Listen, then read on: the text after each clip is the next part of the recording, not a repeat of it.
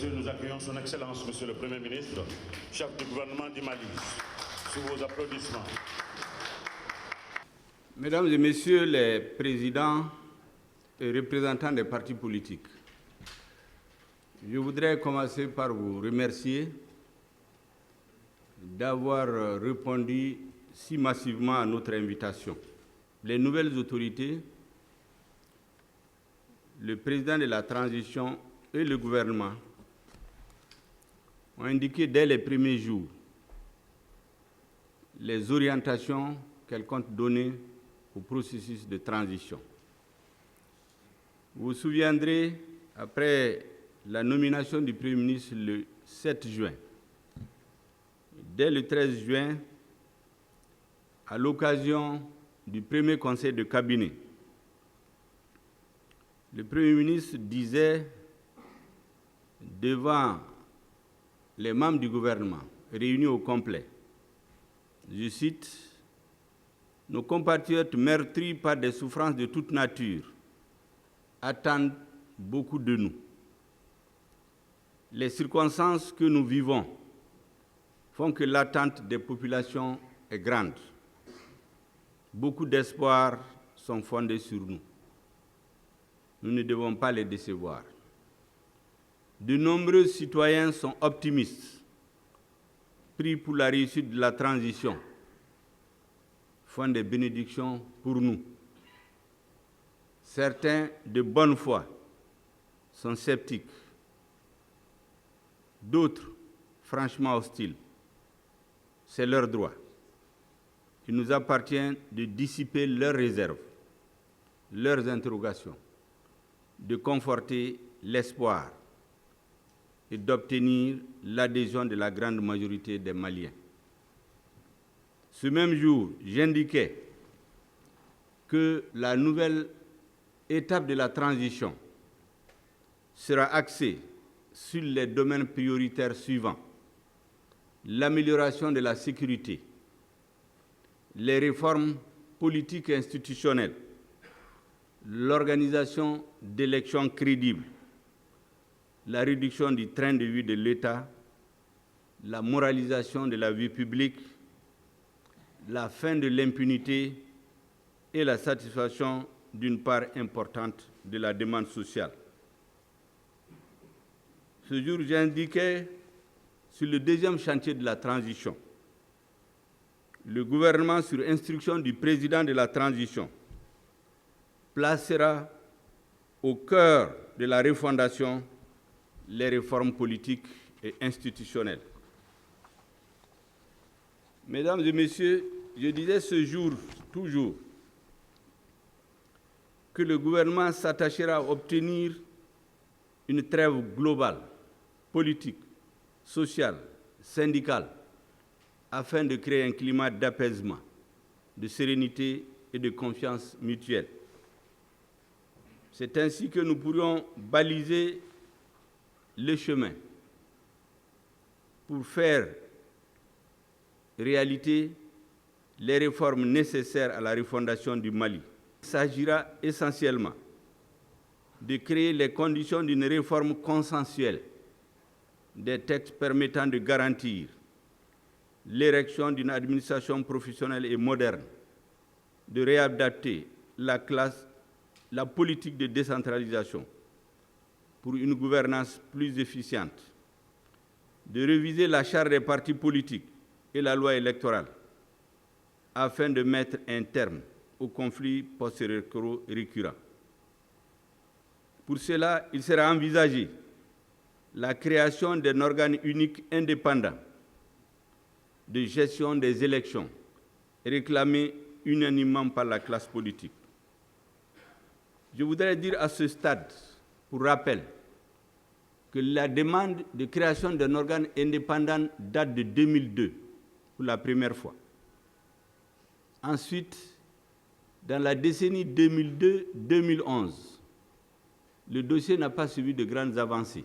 Mais à partir de 2010, une équipe avait été mise en place qu'on avait appelée ensemble l'équipe d'Aba Diawara, qui avait conclu à la nécessité de créer cet organe. Cette équipe avait même élaboré les textes de mise en œuvre de l'organe de toutes les lois qui doivent découler de cette procédure. Le cours de l'histoire en a décidé autrement. Mais en 2020, après le changement intervenu en 2020, dont nous savons que le point de départ était précisément la contestation des résultats des élections, à l'unanimité, la classe politique, toutes les forces vives de la nation ont exigé d'une seule voix la mise en place d'un organe indépendant. Cette volonté politique a pris un nouvel élan et c'est pourquoi le président de la transition, au premier Conseil des ministres, a indiqué clairement les 5 missions du gouvernement de transition. Premièrement, l'amélioration de la sécurité sur l'ensemble du pays, les réformes politiques, institutionnelles, la bonne gouvernance, la transparence et la réduction du train de vie de l'État, la mise en œuvre intelligente et efficiente de l'accord issu du processus d'Alger, et en 5e point, l'organisation d'élections crédibles aux échéances prévues. La vérité, chers amis, c'est que pendant la première phase de la transition, l'opportunité n'a pas été donnée d'arbitrer et de trancher sur la question. Il y a eu des ateliers qui ont recommandé la mise en place de l'organe. Il y a eu des débats à l'issue desquels une partie de la classe politique a estimé que le temps ne suffisait pas. C'est ainsi que dès le début de la transition, la demande de la mise en place claire et précise d'un organe indépendant n'a pu avoir une suite, parce qu'une décision n'était pas prise. Et d'ailleurs, lorsque mon prédécesseur s'était présenté devant le CNT, il avait indiqué clairement, je crois encore de ce qu'on a vu dans la presse, que ce n'était pas sûr qu'on pouvait mettre l'organe sur place. Et surtout après les 2 discours auxquels je viens de vous faire référence, nous avons procédé de la manière suivante. J'ai demandé à des Maliens qui ont eu à organiser des élections pendant les 30 dernières années, est-ce qu'ils peuvent se mettre en groupe en tant que techniciens pour nous dire est-ce que c'est faisable dans les délais. Quelques jours de réflexion après, ils m'ont donné une réponse positive. Nous avons fait une séance de travail avec le ministre de l'administration territoriale et son équipe. À l'issue de cette séance de travail, la conclusion générale, c'était qu'il faut qu'on ait un organe unique pour les élections. Je dois dire qu'il y a un atelier qui s'est tenu récemment, à l'issue duquel une bonne partie encore de la classe politique a reconnu la nécessité de l'organe, mais s'est posé la question, est-ce que si on va vers l'organe unique, on pourra tenir les échéances? C'est ça la question fondamentale qui était posée. La décision que le gouvernement voudrait partager avec vous, en espérant avoir l'adhésion massive de la classe politique, parce que c'était leur demande, c'est de nous donner la main et serrer les coudes pour franchir cette étape. Parce que nous sommes convaincus que notre pays étant en guerre, toutes les opérations, toutes les activités du gouvernement doivent aller au rythme d'un pays en guerre. Il ne peut pas aller au rythme d'un pays normal. Et c'est pourquoi, dès que nous nous sommes installés, nous avons fait le tour des forces vives de la nation, en leur expliquant que la transition repose sur 3 piliers. Le premier pilier, c'est le pilier sécuritaire, qui se joue au quotidien, qui relève naturellement du chef suprême des armées, des chefs militaires et du gouvernement. Vous avez le pilier des réformes politiques et institutionnelles, qui relève essentiellement de l'activité gouvernementale au quotidien. Et enfin, le pilier social. Il fallait à tout prix, de façon obstinée, rechercher l'apaisement et la paix sociale. Parce que sans la sérénité sur le front social, il n'était pas possible d'envisager les autres réformes dans la sérénité. Et c'est pourquoi, pendant les premières semaines, je me suis attaché avec tous les membres du gouvernement à passer des heures et des jours à discuter avec les syndicats. Parce qu'il y avait plusieurs préavis de grève, dont la grève qui menaçait le plus, c'était celle de l'UNTM, parce qu'elle pouvait avoir des conséquences directes sur les opérations militaires sur le terrain. Et c'est pourquoi nous avons décidé de prendre à bras le corps les questions qui n'ont pas été résolues pendant 9 mois. Nous avons pu trouver un début de solution en 8 jours, en 10 jours.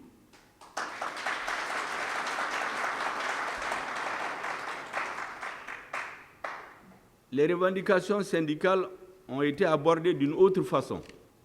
J'ai pris ce que j'ai trouvé, le bon travail qui a été fait par l'ancienne équipe, qui était un travail méritoire, le prendre et poser la question. Qu'est-ce qu'il faut faire pour éviter la grève à partir du moment où pratiquement depuis février, il y avait des accords de principe. Nous avons pris, comme disent les mathématiciens, une équation à plusieurs inconnus. On a pris les inconnus les plus difficiles et qui ont des conséquences les plus graves sur la paix sociale. Et nous les avons attaqués de front. Pendant quelques jours, nous avons fait des négociations très dures avec les syndicats. À la fin, le dépôt de préavis de grève n'a pas eu lieu et nous espérons que pour une longue période, il n'y aura pas de grève de l'UNTM. Nous avons essayé de baliser sur le front social et les ministres sont à pied d'œuvre nuit et jour dans les discussions. Le ministre de l'économie et des finances a été instruit pour prendre en charge l'ensemble des revendications des syndicats, toutes les demandes, y compris les compressés depuis 1990, dont certains meurent encore dans la bourse du travail. Même pour eux, des dispositions seront prises pour qu'une certaine partie de leurs indemnités puisse être payée, ne serait-ce qu'avant l'affaire de Tabaski. Ils sont en discussion avec le ministre des Finances. Et donc ce que nous avons conclu, c'est de faire en sorte que les montants astronomiques que nous avons trouvés, parce que lorsque l'ensemble des textes de loi qui ont été adoptés, les décrets, pour satisfaire les différentes corporations, parce que c'est toujours le couteau sous la gorge que le gouvernement tranchait, les questions, on a adossé les primes. Le ministre des Finances nous a dit que ça ferait 1400 milliards si on devait donner satisfaction à tous les syndicats aujourd'hui. Ça fait la moitié du budget d'État. Uniquement en primes et indemnités, ce qui n'est pas supportable naturellement. Et donc nous avons décidé de continuer les discussions avec les syndicats, de voir objectivement qu'est-ce qui peut être fait. Étant entendu qu'aujourd'hui, le Mali est le pays qui a creusé de loin le plafond, le pourcentage des recettes intérieures qui doivent affecter à la masse salariale. On a dépassé pratiquement tous les pays de la sous-région. Et donc le ministre des Finances a été instruit de regarder tout ce qui est possible pour faire en sorte que des affectations minimales soient-elles puissent être faites aux syndicats qui font des revendications justes. Parce que tous ces syndicats, quand vous discutez avec eux, leurs revendications sont justes et légitimes. Et elles ont été accordées par un gouvernement en place. Et donc il n'est pas question ni de les mépriser, ni de les mettre en retard, mais discuter avec eux pour dire la vérité et dire ce qui peut être fait et ce qui ne peut pas être fait. Et je crois que ce discours de la vérité, c'est le seul qui paye. Aucun syndicat ne dira qu'il a fait poser un préavis de grève, qu'il n'a pas été écouté, qu'on a pris les négociations en retard. C'est ce que nous voulons tout pour éviter. Parce qu'en dernier ressort, je suis convaincu qu'à force d'explication, de pédagogie, de conviction, on pourra apaiser le front social de manière à aller vers ce qu'on appelait la conférence sociale. Le ministre des Finances et ses équipes sont au travail aujourd'hui pour que dans quelques semaines, nous puissions sortir toutes les possibilités limites de l'État pour ce qui peut être fait pour chaque syndicat, sans qu'il n'ait même besoin d'aller en grève. Voilà là où nous sommes avec le front social. Maintenant, le sujet sur lequel on est réunis aujourd'hui, c'est les réformes politiques et institutionnelles. Mais surtout, la mise en place de l'organe unique indépendant. Nous avons analysé la situation. Ça fait 30 ans que les élections sont contestées. Mais ce n'est pas la contestation qui est grave, parce que ça peut arriver, toutes les élections, on a vu même aux États-Unis, les élections ont été contestées. Mais les conséquences des contestations,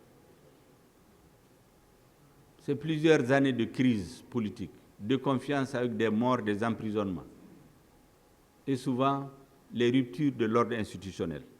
Notre ancien président, paix à son âme, Amadou Toumani Touré, pour lequel nous prions tous, dans sa dernière interview a dit qu'aussi longtemps que les élections vont être organisées comme par le passé, il y aura toujours des problèmes. Je crois que lui ne l'a pas dit par calcul, il l'a dit parce qu'il savait de quoi il parlait. Ça, c'est un aspect. Le deuxième aspect, c'est que dans un État, vous savez qu'il y a des réformes qui sont toujours difficiles. Les secteurs qui incarnent la permanence de l'État, c'est l'administration, c'est la défense, c'est la justice, c'est les finances. Quand vous voulez y faire des réformes, ce n'est pas facile. Parce qu'il y a un ordre établi. Quand il faut le changer, c'est difficile. Il faut faire de la pédagogie pour que les administrateurs n'aient pas l'impression qu'on les soupçonne, qu'on veut les retirer des pouvoirs. Surtout que c'est un des corps qui a payé le plus lourd tribut à l'instabilité et à la crise politique et institutionnelle. J'ai l'habitude de rappeler que le premier mort, le 28 juin 1990, au lancement de la rébellion, c'est un administrateur civil qui a été égorgé. Son épouse enceinte égorgée. La première victime de la crise politico-institutionnelle qui dure depuis des années. Plus ceux qui sont enlevés, qui sont dans les mains des terroristes. Lorsqu'ils ont le sentiment que pour d'autres corps, on libère, on paye les moyens pour libérer, ils peuvent avoir le sentiment que eux, leur vie ne compte pas. Plus beaucoup d'autres considérations. Donc c'est un corps qu'il faut tout faire pour ne pas frustrer. Mais expliquer, faire de la pédagogie. Il y a aussi la malheureuse expérience de 1997 qui nous hante tous, où toute la classe politique s'est battue comme maintenant pour avoir une commission électorale nationale indépendante. Tout le monde s'était battu exactement comme aujourd'hui. À la fin, toutes les élections ont été annulées. Ça a été pratiquement une catastrophe, plus la crise politique qui en a suivi. Parce qu'en ce temps, on avait dépouillé l'administration de tout. On l'a sorti totalement du processus. Or, l'État ne peut pas fonctionner sans l'administration. Il faut qu'on s'entende très bien. L'organe unique chargé des élections va faire son travail de bout en bout. L'administration aura forcément à jouer un rôle dans le processus d'organisation des élections. C'est à nous maintenant, la classe politique, le gouvernement, vous, les administrateurs, les autres forces vives, de déterminer la parcelle d'autorité que chacun doit exercer, avec comme objectif qu'à la fin des élections, à défaut de n'avoir aucune contestation, au moins que les contestations n'aillent pas plus loin que les contestations habituelles. Sinon, nous sortons de cette transition avec l'exemple que notre regretté Soumaïla Cissé avait donné en 2013, où il a téléphoné au gagnant pour le féliciter. C'est ce que nous souhaitons. Mais on ne peut pas faire comme si 2020 n'a pas eu lieu. Et 2020, nous savons que c'est les résultats des élections qui ont été la cause, en tout cas qui ont mis le feu aux poudres. Il est vrai, c'était la goutte d'eau qui a fait déborder le vase. Le vase était déjà plein. Et donc, nous devons tirer les leçons. La réussite de la transition dépend d'un certain nombre d'éléments. L'amélioration de la sécurité. Refonder, faire les principales réformes qui sont nécessaires pour redonner confiance aux Maliens, pour rétablir la confiance entre les Maliens et leur État. Et enfin, mais surtout, faire des élections crédibles. Il y a une partie de la classe politique qui, à juste titre, se pose des questions. Est-ce que cette démarche ne va pas conduire à sortir du délai prescrit? D'entrée de jeu, je vous donne une réponse avant d'ouvrir les débats. On a vu ici, je viens de vous parler de la situation du syndicat. Pendant 9 mois, on n'a fait que des grèves. En moins de 2 semaines, on a circonscrit ne serait-ce que temporairement les grèves. J'avais dit à la délégation de la CEDEAO, je ne sais pas les circonstances qui ont fait qu'il a fallu 6 mois pour que le gouvernement se présente devant le CNT. J'ai pris l'engagement qu'on le fera en 6 semaines. Et en fin juillet, ma déclaration de politique générale, c'est la déposer devant le CNT. Ça veut dire que lorsqu'on est déterminé, Et on sait la situation dans laquelle notre pays est. On va en marche forcée. Toutes les grandes réalisations des nations se sont faites en marche forcée. Quand on va s'imposer ce rythme, je suis convaincu que nous ferons le nécessaire dans le délai qui est imparti. Aujourd'hui, nous essayons d'expliquer tout ce que nous faisons. Et c'est pourquoi j'avais dit aux experts de se tenir prêts. J'avais dit aux différents ministres de se tenir prêts. Peut-être cet exercice, on ne le fera pas aujourd'hui. Parce qu'avec les partis politiques, il faut qu'il y ait la confiance totale. Il faut qu'on discute. Ce qu'on dit que c'est possible, il faut qu'on démontre que c'est possible. Quand on dit que ce n'est pas possible, il faut qu'on démontre que ce n'est pas possible. Pour que, si on n'a pas l'unanimité, parce que c'est difficile de toute façon en politique d'avoir, dans un système multipartisan, on n'aura jamais l'unanimité, qu'on ait un large consensus. Et lorsqu'il n'y a ni l'unanimité ni le consensus, que le gouvernement, qui a mission aujourd'hui de conduire les destinées de la nation, puisse avoir les éléments d'arbitrage nécessaires pour prendre une décision. C'est la non-décision qui est catastrophique. Il faut toujours prendre une décision. Si elle doit être corrigée, on la corrige. C'est l'hésitation qui est notre adversaire premier aujourd'hui. Et nous avons décidé de n'hésiter sur aucun des dossiers. Ce que j'ai instruit au ministre de la Refondation, au ministre de l'administration territoriale et au ministre délégué chargé des réformes politiques et institutionnelles près du Premier ministre, c'est de concerter régulièrement et être en concertation permanente avec la classe politique, de travailler d'arrache-pied pour exposer ce que nous avons convenu. Parce qu'on a des éléments au niveau du ministère de la Refondation qui démontrent que nous pouvons, si nous voulons. C'est une question de volonté. Le changement qui a eu lieu le 18 août 2020 n'est pas venu par hasard. Il ne faut pas donner l'impression que des militaires se sont levés comme ça, ils ont renversé le régime. Il y avait une crise politique profonde. Donc la classe politique doit s'interroger comment faire pour ne pas créer les conditions de ces ruptures violentes. Il se relève de notre responsabilité d'abord et de ceux qui, par la voie des urnes et par la volonté de Dieu, arrivent à la tête de l'État au lendemain des élections. Toutes ces questions-là doivent être réfléchies. Pourquoi toutes ces ruptures violentes? Pourquoi ces ruptures constitutionnelles chaque fois, alors que notre pays est cité en exemple? Donc c'est pour cela qu'aujourd'hui, je pense que tous les partis doivent participer à ce débat sans aucun complexe, à égalité de chances, pour que le résultat puisse être celui qui va dans le sens de l'intérêt des Maliens. Ce que je veux dire, Mme Diallo l'a dit, et c'est d'ailleurs un ancien chef d'État d'un grand pays qui l'a dit, quand on veut, on peut. Ce qui a manqué jusqu'ici dans les réformes, c'est toujours la volonté politique, la détermination et, comme Konimba Sidibé l'a dit, l'audace. L'organe unique de gestion a été réclamé de tout le temps. On dit toujours après. Quand le dialogue l'a adopté, le dialogue inclusif, on a dit après 2000, à la fin du mandat. C'est parce que le président partait. Pourquoi on ne l'a pas fait? Le dialogue est fini. Aucune résolution du dialogue. Même pas la mise en place du comité de suivi qui pouvait se décider dans les 10 minutes qui suivent. Ça veut dire que le dialogue a été fait. Ceux qui ont participé au dialogue, c'est des Maliens, ils ont dit beaucoup de choses.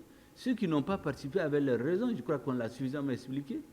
C'est précisément parce que le refus du caractère obligatoire et exécutoire des résolutions du dialogue qui a fait que Pesmel Cissé s'est retiré. Parce qu'en fait, c'était lui l'initiateur du fait qu'il fallait aller au dialogue national inclusif. C'est la différence maintenant. Ce que nous voulons rendre exécutoire, tout ce qui va se décider pendant la transition. J'avais dit dans les différents entretiens que les résolutions des assises nationales de la refondation seront obligatoires, exécutoires par la transition. Des lois seront votées pour que ceux qui prendront le pouvoir après les exécutent.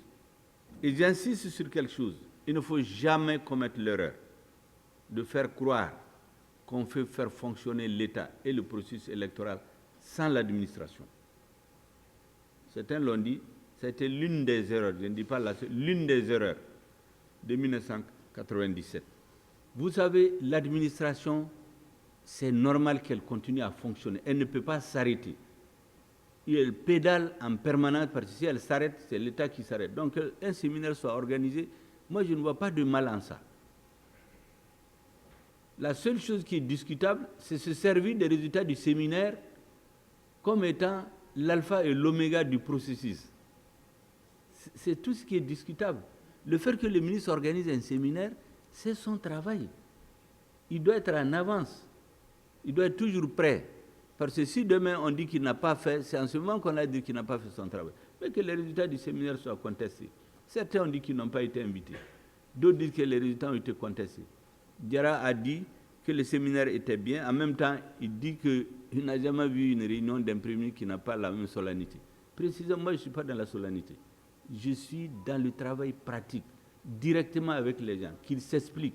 Vous savez, les solennités aseptisées, là, ce n'est pas ce dont les Maliens ont besoin. C'est pour ça que je suis monté au front. Dès que je suis venu aux affaires, je ne fais qu'aller vers les gens. Certains pensent même qu'on ne travaille pas. Il y en a même qui a dit que c'est les Sambe folie, que c'est dans ça que je suis. Il ne sait pas que tous les matins, de 6h à 10h, moi je suis en travail avec mes conseillers. À partir de 6h, je suis dans ce qu'il appelle les Sambe folie. Et c'est les Sambe folie là qui nous a évité la grève. C'est le Sambe folie là qui fait que je suis avec vous. Depuis 4h30, je suis sur pied. Donc, chacun a son style.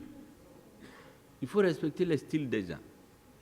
Donc, il ne faut pas que l'initiative du ministre de l'Administration, qui est dans son rôle, qui ne veut pas rester assis, qui veut faire avancer la machine, qu'il avance, qu'on lui dise, attention, le travail que tu fais, il faut l'arrêter. Ça vaut mieux que de dire qu'il n'a pas travaillé. Donc, il ne faut pas que la classe politique vienne polémiquer autour d'une initiative du ministre de l'Administration. J'ai même vu dans la presse qu'on dit que le ministre de l'Administration est en train de contredire le Premier ministre. Ça ne peut pas exister dans un gouvernement, mais il est dans son rôle, il fait son travail. C'est les autres qui ont interprété le sens de son travail, en faisant croire qu'il y a une fissure dans le gouvernement. Il ne saurait y avoir de fissure dans le gouvernement. Dès les premiers jours, j'ai affirmé clairement qu'il y aura l'organe unique. Le premier conseil des ministres, je viens de vous dire ce que le président a dit. Il n'y a pas de débat donc. La question, c'est que nous ne devons pas donner l'impression d'imposer quelque chose aux Maliens. Nous devons faire de la pédagogie, les faire accepter. Je l'ai dit dès le départ. Il y en a qui sont sceptiques, il y en a qui ne sont pas d'accord. Il ne faut pas que les camarades oublient que c'est le fruit d'une lutte politique qui a mené ce changement. Quelqu'un l'a dit, il y a des gens qui sont morts. Il y a des gens qui souhaiteraient que d'autres soient en prison. Les nouvelles autorités ont dit niet. Il faut qu'on rompe avec ce système. Il faut qu'on soit ensemble pour déterminer l'avenir. Et je suis convaincu que dans un pays, il faut avoir un certain respect pour ceux qui ont été aux hautes fonctions. Maintenant, les fautes qu'ils ont commises là, mais chacun va répondre devant la justice. C'est ça la différence. Et donc, il ne faudrait pas que les gens, certains pensent qu'on doit continuer comme par le passé, le statu quo. Ce n'est pas possible. Sinon, le changement n'aura servi à rien. Les gens n'auraient été morts pour rien. Or, je sais que ce changement, au moment où ça intervenait, l'écrasante majorité des Maliens étaient d'accord. Mais il ne faut pas qu'on oublie quand même que le changement est intervenu, le changement de pouvoir est intervenu parce que le peuple voulait une certaine direction. Et donc, si on commence à traiter la maladie, la première chose, c'est la goutte d'eau qui a fait déborder le vase. Quelle solution il faut? On va faire des élections comme les camarades veulent. Après, quelqu'un l'a dit, quand c'est une crise post-électorale, on va se retrouver avec 8 mois, des gaz lacrymogènes nous battre encore dans les rues jusqu'à ce que la communauté internationale vienne nous départager. C'est de cela que nous ne voulons pas. C'est pourquoi nous travaillons à convaincre, à expliquer, et les ministres vont continuer. Mais on ne changera pas de ligne, parce que si on changera de ligne, on aura trahi la volonté du peuple malien. On aura trahi la volonté de ceux qui ont manifesté. On aura trahi la volonté de ceux qui sont morts. Et de tout ce monde-là qui est en train de nous regarder. Tous les Maliens veulent le changement. La seule question, on le fait comment? C'est là qu'il y a des différences. Je dois dire que les partis politiques, on ne peut pas faire des réformes sans les partis. Et c'est pourquoi c'est avec eux qu'il y aura le plus longtemps possible de débat. Et toute forme de débat, des débats grand public comme ça, comme ce qu'Alassane Abba a demandé, c'est une forme aussi, effectivement en politique, souvent, il faut parler avec les gens avant de venir en salle. Pas chercher à les manipuler, mais prendre du temps pour discuter avec eux. C'est ce qu'on a fait avec les syndicats. Donc ce que je voulais vous dire, il n'y a aucune malice. Tout ce que nous faisons, c'est pour faire en sorte qu'à la fin de la transition, on puisse poser les bases de la refondation. Nous ne pourrons pas tout faire. Ce qui pourra être fait sera fait, mais les balises vont être posées et des contraintes pour le nouveau gouvernement vont le faire. Parce que si un parti arrive au pouvoir, il va bloquer toutes les réformes. Nous n'allons pas baisser la garde. Les Maliens veulent le changement. On se battra pour le changement. Et moi, je suis convaincu que l'écrasante majorité des Maliens adhèrent au processus de changement. Il faut que les forces du changement prennent une direction résolue, déterminée. En ce moment, les hésitations vont s'arrêter. Ce que je voudrais vous dire, donner comme assurance, nous savons qu'on ne peut pas avoir l'unanimité. Nous cherchons le consensus le plus large possible. Et lorsqu'on n'obtiendra pas le consensus sur certaines questions, le gouvernement va se décider. Il prendra ses responsabilités parce qu'il faut toujours décider. Prendre une décision, même si elle est mauvaise, vous la corrigez, ça vaut mieux que l'hésitation. L'hésitation, c'est le premier ennemi d'un gouvernement. Les syndicats, on a réglé leurs problèmes l'autre jour. Moi, je n'ai rien inventé. C'est l'ancien gouvernement qui a négocié en réalité toutes les conditions. Mais dans leur application, l'hésitation, les gens sont en train d'hésiter. Il faut faire ci, il ne faut pas faire ça. Si on fait ça, les gens vont sortir. C'est cette hésitation qu'il fallait casser. Il fallait résoudre le problème le plus difficile et puis chercher les autres. Sinon, on n'a pas inventé la roue. Et puis aller discuter avec les gens, les respecter, aller chez eux. Je suis convaincu qu'avec cette façon de faire, nous allons petit à petit surmonter les résistances, rassurer les uns et les autres parce que c'est très important. Nous ne devons laisser personne au bord de la route, aucune personne frustrée ou qui ait de la rancœur ou de l'amertume contre la façon dont la transition gère les affaires.